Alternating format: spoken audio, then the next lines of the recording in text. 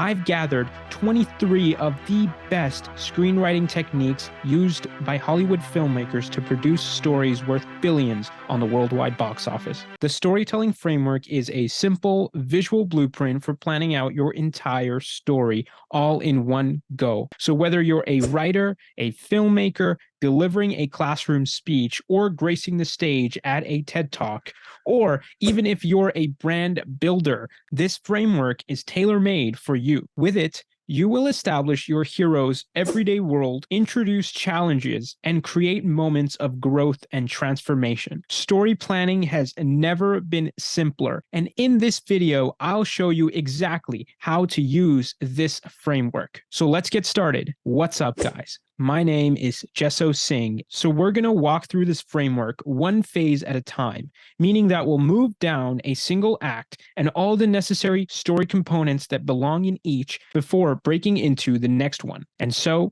we begin with everything under Act 1. Act 1 can be defined as the desire phase, and under this first act, we have stages 1 and 2. Stage 1.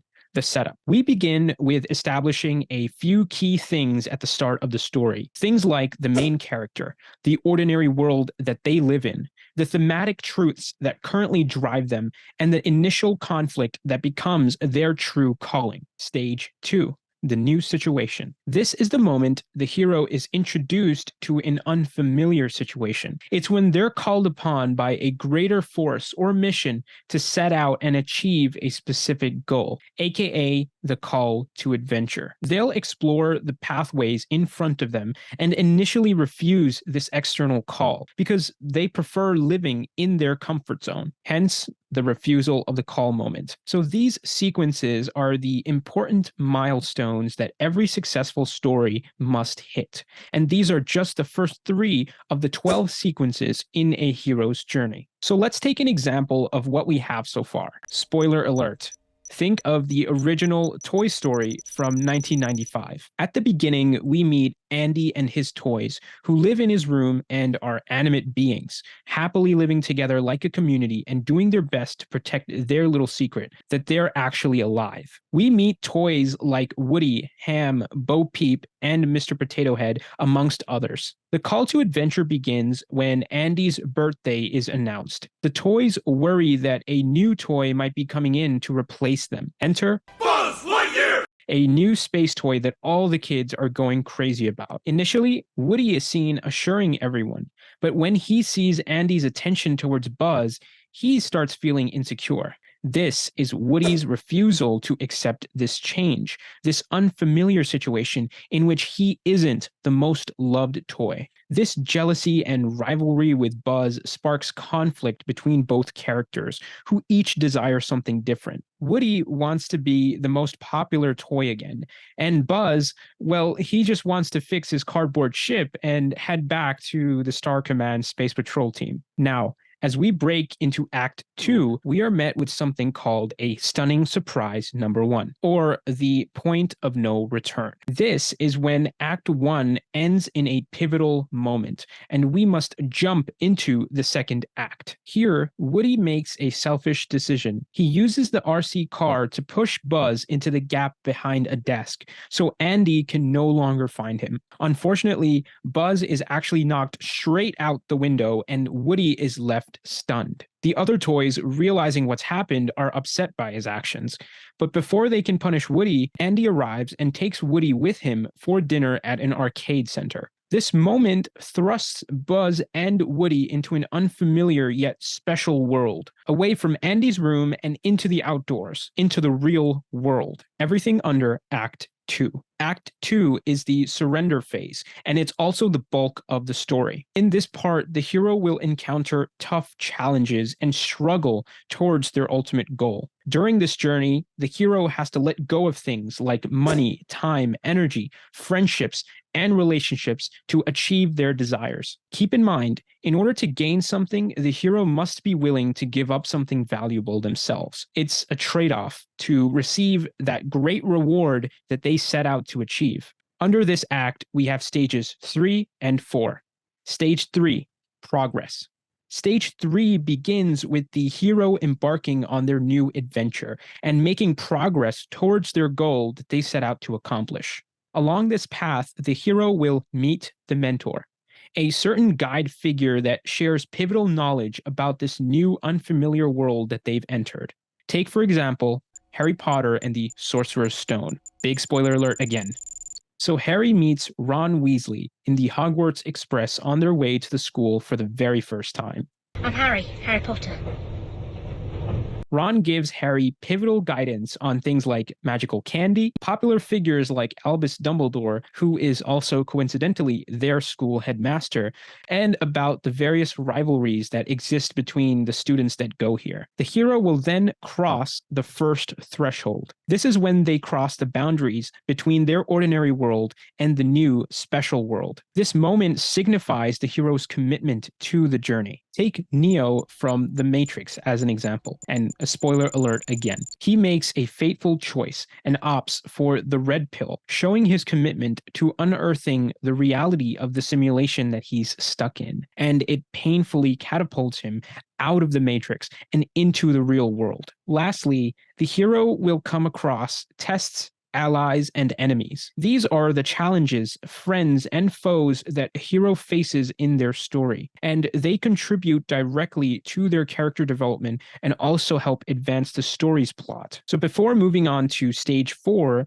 we encounter the midpoint, a pivotal moment in the story. Up to this point, we've been exploring a new and unknown territory, meeting new characters, and facing challenges. Now, even though the learning and growth process continues for the main character, our hero's journey has to begin converging and focus on a single final destination. Stage 4.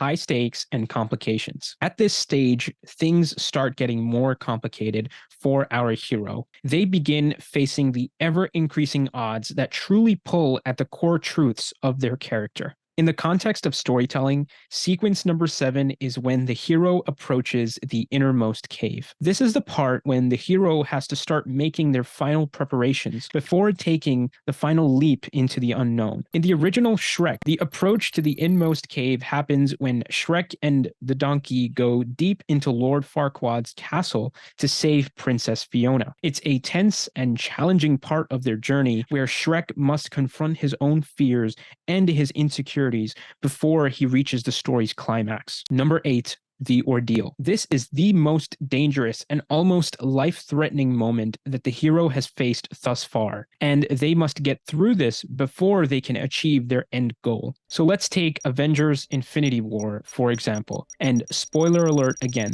Thanos faces a deeply emotional and critical moment when he's told that he must sacrifice his true love, his own daughter, Gamora, to get the Forbidden Soul Stone on the planet of Vormir. It's a heart-wrenching decision, and Thanos, who's typically been depicted as a merciless tyrant, now becomes emotionally vulnerable for the first time, and he cries at the decision that he has to make. But ultimately, he commits to the deed, and he throws Gamora over the cliff to her death. And so he gets what he wanted. The reward that brings him the closest he's ever been to achieving his ultimate goal. A reward obtained at a terrible price paid. That's number 9, the reward. This is the long-awaited desire that the hero originally set out to achieve, and they've got it now, but they've paid a heavy price for it. This day extracts a heavy toll. The hero has surrendered something extremely close to them, whether it be money or it be their own morality, but they've achieved what they wanted. So it might just make them rethink the value of this reward, now having lost so much on this journey. What did it cost?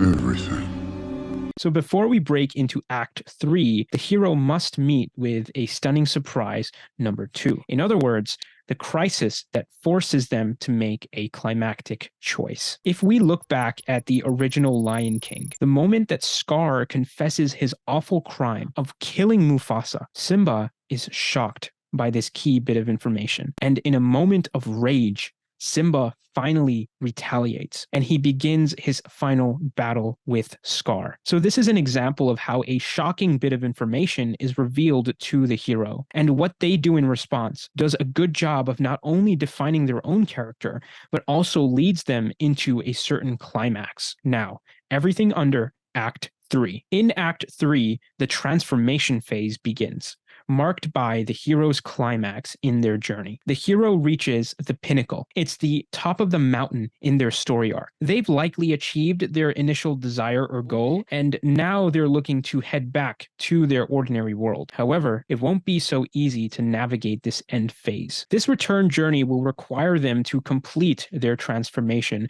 and put to work all the lessons and the changes that they've undergone on their adventure. When that ultimate conflict faces them head on. Stage 5, the final push. In storytelling, the final push stage marks the hero's road back home. And it's during this return journey that they encounter their ultimate challenge or obstacle, which is now keeping them from getting back home. Let's take an example from The Devil Wears Prada. And spoiler alert again, the road back home begins when Anne Hathaway's character, Andy, she realizes that Miranda Priestley, who is her boss in this film, purposefully held back a friend and mentor of hers in Nigel from a job promotion so that she herself could get ahead. So this brings a change in Andy's mindset. She realizes that if she stays in this job and in this industry, she too will become ruthless and manipulative like Miranda. So she exits the car, she leaves Paris Fashion Week where they were actually headed to, and she chooses to leave Miranda and the entire fashion world behind. So navigating this critical test forces the hero to confront and overcome all those internal dilemmas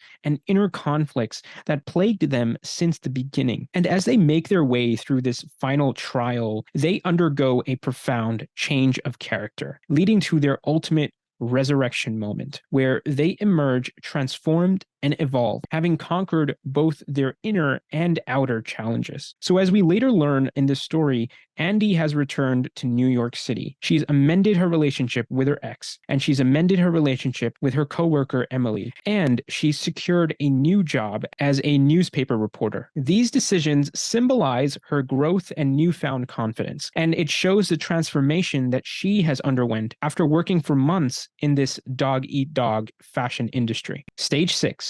The aftermath. This aftermath is the stage that follows the climax of the story. It's where the consequences of the hero's actions and the resolution of conflicts happens, and it provides closure to the entire narrative. So here we'll see the hero finally return back to their ordinary world, either figuratively or literally. But even if their original world is unchanged, the hero themselves has undergone a significant transformation, and they bring a profound new philosophy or even artifact back to this life. And this is defined as sequence number 12, return with the elixir. The last example I'll give you is of Inception. So spoilers again. The return with the elixir sequence is marked by the protagonist, Leonardo DiCaprio's character, Dom Cobb. He has achieved emotional healing and closure in this moment. In the final sequence of the film, as Cobb reunites with his children, the moment signifies his emotional healing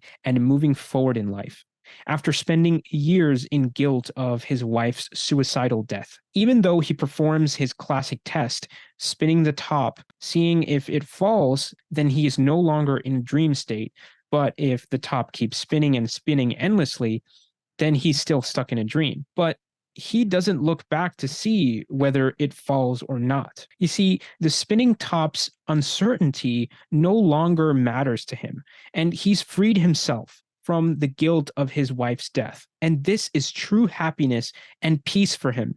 And that's all he requires now. So to sum up this whole story, wink wink, let's use one of the final rows in this framework, Dan Harmon's story circle. Dan Harmon's story circle is a simplified narrative structure with 8 different stages. It starts with a character, you, in a zone of comfort, followed by a need or a desire that leads them to go into an unfamiliar situation. The character then faces several obstacles and makes sacrifices along the way in their search, find, and take operation. And take they do, albeit with a significant price paid. Ultimately, the hero returns to their familiar world, but now as a changed person, transformed by this entire adventure. And that, ladies and gentlemen, is the storytelling framework. So you'll notice a final row at the end, which represents the 15 beats from the Save the Cat screenwriting technique. But it is very self-explanatory, and it's popularly used to plan out individual scenes throughout the entire story. So if you're actually writing a film, that would be really, really helpful for you. But I'd be happy to explore the 15 beats in another video in more of a deep dive. So just let me know in the comments below if you actually want to see that. And also, if you want to download the storytelling framework for yourself, I have it available in the description below in PDF and image format. So go down there and grab the storytelling framework and start putting it to use in your storytelling projects. So with that, this has been Jesso Singh, and you know the drill. Please like and subscribe if you enjoyed this breakdown. Until next time, salute.